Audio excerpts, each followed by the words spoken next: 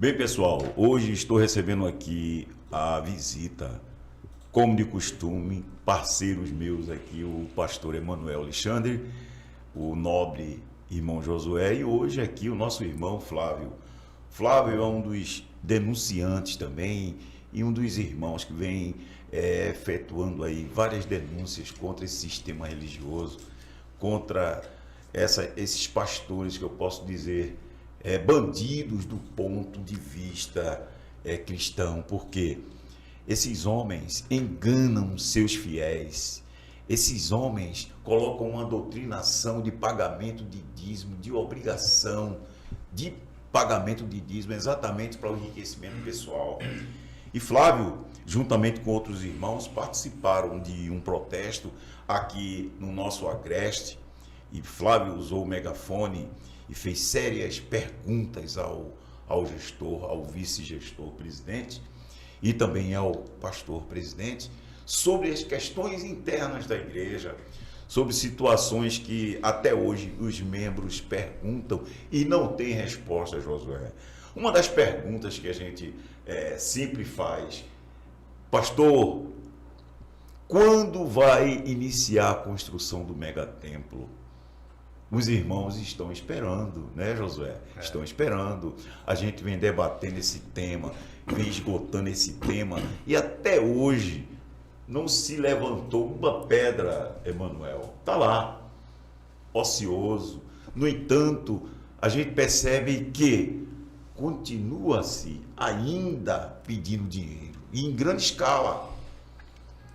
A gente assistiu recentemente, no caso, a ceia, ou foi no culto das mulheres, no Congresso das Mulheres, um pastor dizer que a mulher não se contentava com 2 peixes, que seriam 2 notas de R$100. E o pastor presidente disse que a dele se contenta com a rede de peixe. Isso é uma verdade, Josué. O enriquecimento pessoal dessa família não representa 2 peixinhos, não. Representa realmente um grande volume de peixe. Isso aí, até o subconsciente, inconscientemente, Emanuel, ele falou de uma verdade. O patrimônio pessoal do pastor presidente e de sua família é algo que espanta, é algo que coloca em dúvidas tudo isso que se está fazendo. Esse dinheiro está sendo canalizado para onde? Porque, Josué, se coloca o Pix, se coloca o número de conta, e esses homens nunca cessam, Emanuel, de pedir dinheiro. É um pede que chega a dar vergonha. Esse pessoal só pensa em dinheiro, se paga tudo, se paga até a pregação, é tudo pago. Interessante, doutor Luiz Miguel, que o senhor abordou uma coisa importante na mensagem que o senhor abordou e que Josué aqui anteriormente tinha falado. Quando ele fala na Rede Grande e se reporta a irmã Judite Alves, eu posso me lembrar de quando eu trabalhava lá no Tempo Central, que dirigia para a irmã Judite também, para as diretoras, que quando as irmãs do Círculo de Oração, elas enviavam aqueles presentes, não é? As cestas bonitas de frutas, e elas chegavam ao Templo Central, geralmente no final do expediente, que eu ia entregá-la, aí ela dizia: só foi isso que eles mandaram, que elas mandaram? Só fruta, e lá na minha casa é uma ceasa? Quer dizer, ela não ficava feliz com aquele simbolismo, porque na realidade, na nossa cultura assembleana, quando um membro entrega um presente, uma gravata, eu posso ter 1000 gravatas, mas na questão ética eu tenho que louvar a Deus pela aquela boa vontade daquele simples irmão, que às vezes é uma empregada doméstica, às vezes é uma lavadeira, mas quando ela dá aquela gravata, ela dá com uma importância muito grande. Não é o valor, é a atitude simbólica, é a expressão de boa vontade, aquilo que aconteceu, que quando aquela viúva foi entregar a oferta, Jesus não estava preocupado com a grande quantidade, mas foi com como ela entregou aquela oferta. Então, daí naqueles anos que eu trabalhei lá, eu percebi que as irmãs do Círculo de Oração, doutor Miguel, o senhor abordou esse assunto, isso é muito bom, para que as ouvintes, essas irmãs do Congresso de Mulheres que vão ali entregar o dinheiro do esposo, do trabalho, do suor do marido, para Judite fazer aquelas modificações no seu rosto, né? Aquelas coisas que ela faz no corpo dela, que antigamente na Assembleia de Deus era pecado, vaidade, mas se gasta mais de 100 mil reais naquele corpo da irmã Judite Alves, no rosto, botox, plástica, lábio, óleos, essas coisas todas, esticando a pele, pintando que isso nunca se viu na Assembleia de Deus, né? E o pior que é uma contradição, né, José? Porque quando Ailton assumiu, dizia que nós vamos resgatar o tempo do pastor Zé Amaro. No tempo do pastor Zé Amaro, as irmãs não colocavam nem pó no rosto, que era pecado. Só fazia pentear o cabelo e colocar uma sedazinha para poder melhorar. Quer dizer, aí a irmã Judite, que é oriunda de José Leôncio da Silva, irmã Maria, com essa vaidade toda, com o dinheiro das irmãs. Porque esses congressos não são congressos espirituais, são movimentos para arrecadar dinheiro. Meu irmão, você agora falou, assim, né? Eu vou falar pouco porque eu vou querer escutar vocês aí, eu vou me conter. Mas assim, é impossível eu ficar calado. A logística que envolve, né? Toda essa coisa para montar cenário, trazer as irmãs de todos os confins desse estado, né? De outros estados, toda uma organização tremenda. Ali vai gasto, vai tempo, vai o gasto emocional para passarem 3 dias e o resumo espiritual, uns cultos vazios, sem revelação, sem inspiração, as pregações, um esforço tremendo. Esse povo, aí eu pergunto, esse povo não está vendo isso não, Essa ausência da confirmação, meu irmão, de Deus, da aprovação desse trabalho. Não, e um minutinho só, irmão Josué, e sem dizer que os cultos dentro da IADPE, eles se tornaram antropocêntricos. Também. Não é culto cristocêntrico, onde Cristo é o centro.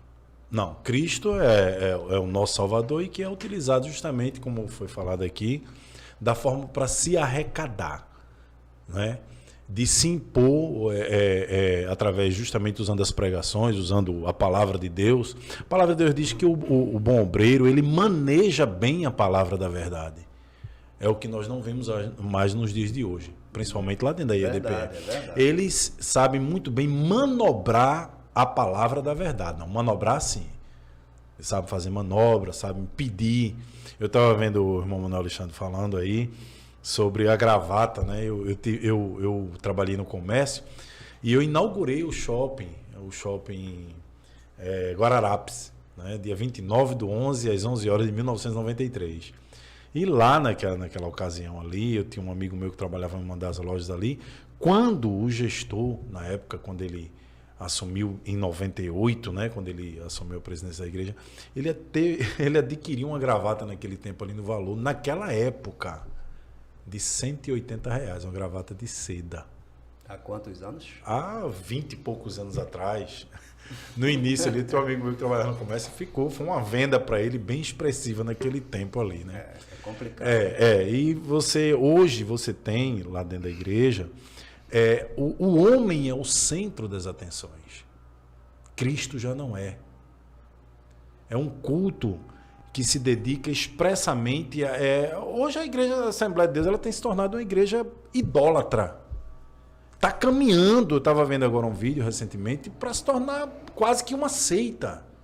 Eu sou da época da Assembleia de Deus, fiz parte 41 anos na Assembleia de Deus em Abreu Lima, e eu sou dessa época. Ali eu ainda muito jovem, e eu presenciei muitas vezes como pastor Pedro Lins, pastor Francisco Olímpio, que foi deputado federal, né, da cidade de Toritama, e que iam pregar lá no estudo, na EBD, na Escola Bíblica de Obreiros. Eu participei muito em Abreu Lima.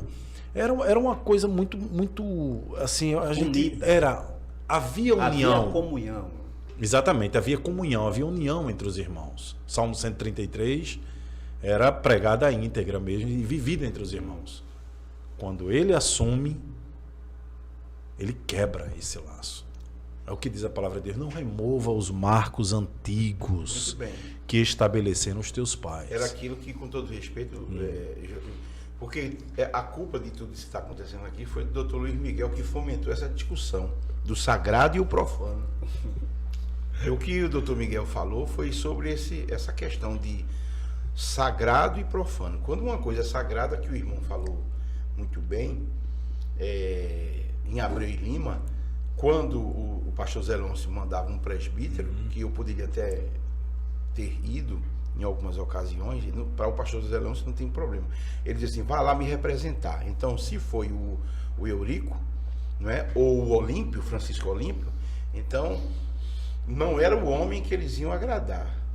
Eles iam lá humildemente, né, Josué? Que era uma cultura que Josué também conheceu muito de perto, a cultura de Abreu e Lima. Aquele homem ia representando o pastor e na hora que ele recebia a oportunidade, ele deixava o Espírito Santo de Deus trabalhar. Você colocou o irmão foi muito feliz, porque o irmão colocou o ponto, o tópico frasal de toda a discussão nossa aqui, que é o Espírito Santo, no sentido do culto sagrado. O senhor falou uma coisa que eu até, teve um momento que eu me senti aqui como se eu estivesse me elevando, e sentindo a presença de Deus. Quem diz que todo o nosso encontro é revoltoso, não.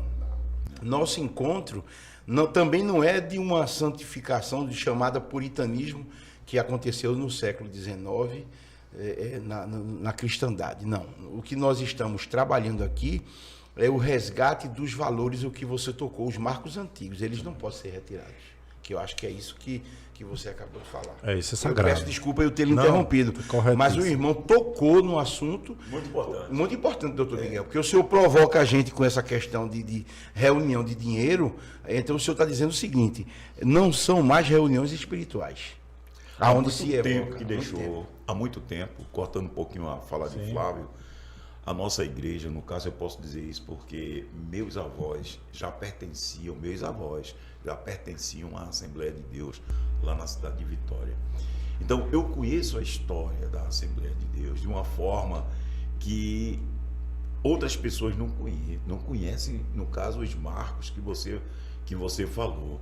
Hoje você vê uma igreja totalmente diferente, totalmente dissociada daquilo que Joel Carlson pregou. Eu diria até que desviada, né? Eu não sei se é uma palavra muito forte dizer isso, mas é uma palavra. Mas é isso mesmo. Se desviou dos princípios. Completamente, Flávio. Completamente, porque a gente sempre manteve, inclusive eu posso até confessar aqui, eu agi errado muitas vezes, porque eu já aprendi errado. Como? Só o pessoal da Assembleia de Deus vai para o céu. Eu pregava isso. Eu não vou mentir, eu pregava isso. Quando eu descobri a verdade, eu deixei isso de lado. Eu não sou melhor do que ninguém. Você vê a situação hoje, tem irmãos que não dão a paz aos dessa área de Abreu e Lima. Peraí, rapaz. Hein, Manuel? E ainda hoje, né? Ainda hoje, quer dizer que se consideram acima dos outros. Se um membro se considera assim, imagina o pastor presidente, que é dele que origina todo esse entendimento de guerra entre os irmãos, de querer, onde abre uma igreja, ele abre outra para competir. Onde é que está aí os princípios que Jesus mandou a gente seguir? Agora